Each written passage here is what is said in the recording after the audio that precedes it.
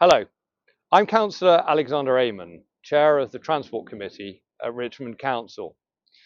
Now, Richmond upon Thames is very lucky to have both sides of the River Thames, but this does also make us vulnerable to the rising threat of flooding as higher tides and heavier rainfall put pressure on our natural infrastructure.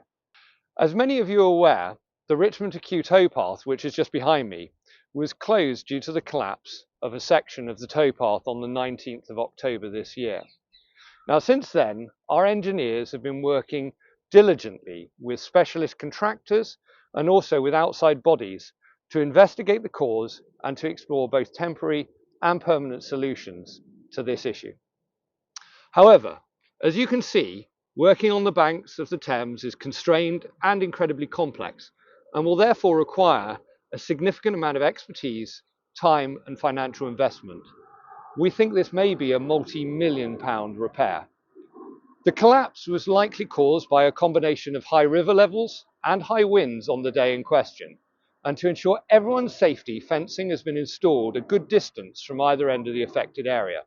We know that it's some way out from the actual damage, but we ask residents and visitors please to not attempt to access the towpath at any time, as it is not safe to do so.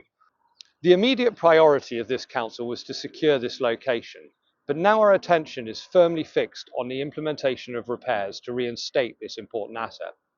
Permanent repair works are expected to start in early 2025, and the aspiration is to get this back in place by the summer of next year. We'll share further details, including when the towpath is likely to reopen as we have more certainty. But in the meantime, we will be implementing emergency works in the coming weeks to further reduce the damage to the towpath. Now, we've not been able to identify a viable temporary solution to provide access across here, and we won't be able to do so during those initial repairs. For those looking for alternative routes, diversionary signage is in place, and you can find details of these routes on our council website. In order to stay updated with developments as they come through, please do sign up to our mailing list to receive the latest information about these works and the completion date.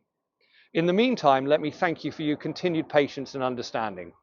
This is a complex job on an important asset for the borough, and we are working so hard to make sure we restore this stretch of the towpath as quickly as possible. With our developing towpath improvement and maintenance strategy, we'll also be able to make sure that our residents and visitors can enjoy this much-loved asset across the whole borough in the face of these climate change pressures for many years to come.